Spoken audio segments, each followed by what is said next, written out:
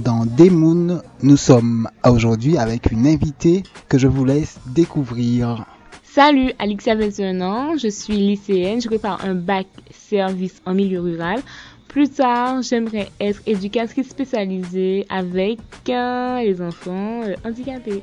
Très bien, Alexia, nous allons parler ensemble de 3 sujets: Facebook, le défrisage et pour terminer, la condition de la femme dans le domaine du travail, puisque nous sommes aujourd'hui le 8 mars, journée de la femme oblige. Premièrement, j'aimerais savoir, Alexia, quelle place a Facebook dans ton quotidien? Facebook dans mon quotidien a quand même une grande place puisque je suis, presque accro. Car c'est devenu un phénomène de mode, surtout chez les jeunes. Et c'est un site qui est assez ouvert puisque ça nous permet de rencontrer des gens qu'on n'avait pas vus pendant de nombreuses années. Qu'est-ce qui t'a poussé, qu'est-ce qui t'a incité à t'inscrire sur Facebook? Au départ, je n'étais vraiment pas Facebook. J'étais plus MSN et encore. Mais les gens me disaient tout le monde a Facebook et tu n'as pas Facebook. Donc je me suis dit pourquoi pas créer un compte Facebook. Comme ça, je pourrais rentrer en contact avec les anciens camarades avec qui j'avais des relations. Et voilà quoi.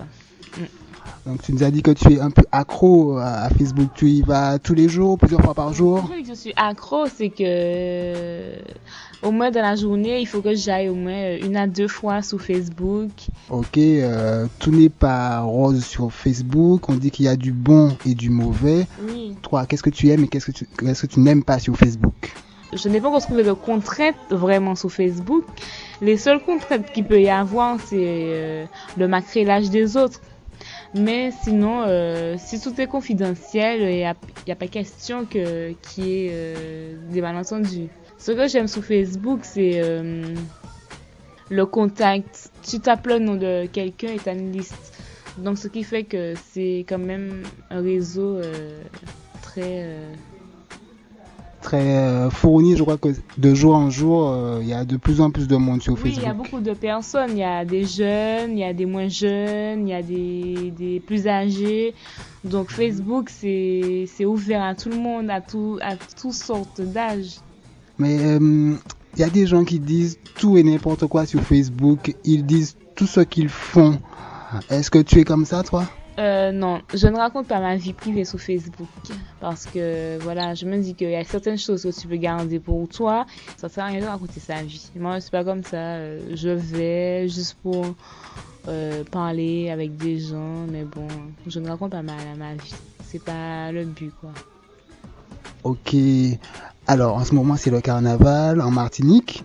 Facebook a inspiré un créateur qui, pour le carnaval, a fabriqué un book qui représente ce réseau social Facebook. Qu'en penses-tu? Je pense que c'est une très bonne chose puisque c'est d'actualité. Facebook s'est mis en avant.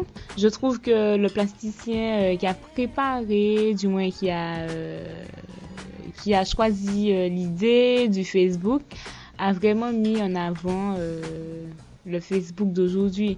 C'est une parodie qui fait rire. Oui, ça fait rire parce que Facebook, ça sous-entend les fesses du book.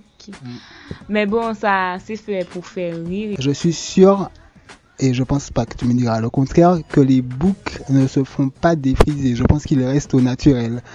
Je dis ça parce qu'on va parler du deuxième sujet, Alexia, le défrisage. Oui. Peut-on, selon toi, être belle sans se faire défriser? Oui, je pense qu'on peut être belle sans se faire défriser. Parce que on est au naturel et c'est beau une femme naturelle, c'est beau. Et si on peut être belle sans défrisage, parce que on est d'une race crépue, donc c'est notre nature. Donc on est belle. Et pourtant, Alexia, tu te défrises les cheveux. Oui, je me défrise les cheveux. D'ailleurs, ça a été une erreur puisque le défrisage, pour moi, depuis que je me suis défrisé les cheveux, j'ai eu pas mal de problèmes. Mes cheveux se sont cassés. j'ai les cheveux cassants, fragilisés. Donc, ça a été une erreur d'avoir défrisé mes cheveux. Et là, je regrette. Si je pouvais revenir au naturel, là, maintenant, je l'aurais déjà fait. Je ne sais pas si les hommes se défrisent, je pense que oui. Oui, il y a des hommes qui se défrisent, hein, comme il y a des hommes qui font des curling, c'est ça. Donc, s'il y a des hommes qui se défrisent, hein, je trouve que ça fait pas naturel, un gars qui se défrise, non. Donc tu prônes rester au naturel, rester une femme antillaise. C'est naturel, c'est beau, c'est bien, ça fait très local, ça fait très femme du pays. Et j'aime bien les femmes naturelles. Microbocaille des Mounes. Nous restons toujours dans le domaine de la femme. En ce 8 mars, journée de la femme, actuellement les femmes paient moins cher leur assurance auto et également aussi leur assurance vie. Est-ce juste pour toi? Est-ce que les femmes provoquent vraiment moins d'accidents? Oui, puisque selon moi, les femmes, je critique pas les hommes, mais les femmes, elles ont plus d'assurance que les hommes. Ah ouais? D'assurance? Quand je dis plus d'assurance, c'est que nous, les femmes, on va plus faire attention qu'un homme. Mais bon, je dis pas que les hommes ne conduisent pas bien, parce qu'il y a des hommes qui disent que ouais, les femmes au volant, elles sont pas bien et tout. Mais je me dis que les femmes font beaucoup plus attention que les hommes. Oui, justement, alors on dévoile quelques petits secrets. Tu es une apprentie conductrice. Tes cours de conduite, comment ça se passe en 2 mots? Ça se passe bien puisque je check le moniteur, je suis en confiance de se rassurer et ça se passe bien. Tu es à quel stade, disons, de la conduite? Je suis déjà à un stade avancé, donc je ne vais plus puisque bon, je dis pas que je ne vais plus, c'est que comme je suis en pleine préparation d'examen et je n'ai pas toujours le temps d'y aller. L'examen, c'est bientôt, c'est dans quelques semaines? Quelques mois. Donc, je ne peux pas je ne peux pas y aller comme je le faisais avant, puisque j'ai pas forcément le temps d'y aller, puisque après, il faut que j'aille chez moi, j'ai des choses à faire pour l'école. Donc, c'est pas toujours évident. C'est bien, voilà une élève sérieuse qui prend à cœur la préparation de son examen. Pour terminer, Alexia, je vais te demander ton avis sur 2 problématiques que rencontrent souvent les femmes dans le monde du travail. Salaire moins élevé par rapport à un homme, et puis également les recruteurs qui hésitent des fois à recruter des femmes parce que les femmes sont susceptibles d'être enceintes et donc de devoir prendre des congés de maternité. Que t'inspirent ces difficultés que rencontrent les femmes? Je trouve que les femmes, elles sont redevenues comme avant, puisque les femmes, elles étaient pas, comment dirais-je, valorisées. Et je trouve que là, la femme, elle a repris, on va dire, la même place.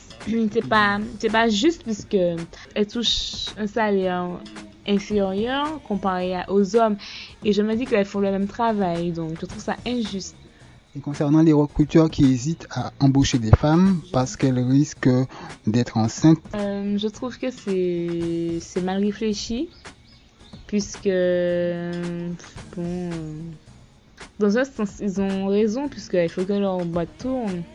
Mais bon, je me dis que si ça arrive, c'est dur d'embaucher, mais bon, de ne pas réfléchir comme ça, puisque tout le monde a besoin d'une place, tout le monde a besoin de s'intégrer dans la société. Merci beaucoup Alexia d'avoir répondu à nos questions pour Microbocaille. Merci, à bientôt.